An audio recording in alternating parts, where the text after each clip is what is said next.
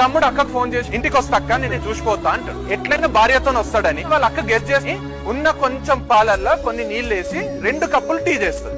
తమ్ముడు వస్తాడు, తమ్ముడి భార్య వస్తది, భార్య వాళ్ళ అమ్మ వస్తది. 2 కప్పుల టీ భార్యకు భార్య వాళ్ళ అమ్మకి ఇచ్చి ఒక ట్రాన్స్పరెంట్ గ్లాస్ లా నీళ్లు పోసి వాళ్ళ తమ్ముడికి ఇచ్చి తమ్ముడికి స్ప్రైట్ అంటే ఇష్టం అని చెప్తాది. వాళ్ళ తమ్ముడు తాగుతాడు. నీళ్ళని అర్థమైతాయి.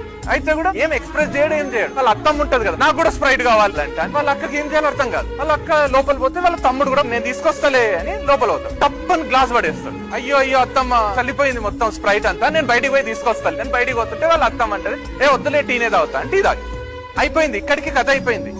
బట్ ఎంత బ్యూటిఫుల్ కాన్సెప్ట్ ఉందంటే ఈ కథలో. అక్క తమ్ముడు ఇద్దరు కూడా ఒకరికొకరు ఎంత సపోర్ట్ చేసుకున్నారంటే అక్కడ ఆ బాండ్ ఉండేది ఓన్లీ సిబ్లింగ్స్ ఉంటది. బయటికి మీతో కొట్లానట్టు నడిస్తారేమో, మీరంటే కేర్ లేనట్టు, మిమ్మల్ని గ్రాంటెడ్ తీసుకున్నట్టు బిహేవ్ చేస్తారేమో, కానీ మీ పేరెంట్స్ కి ఈక్వల్ గా అల్టిమేట్ లవ్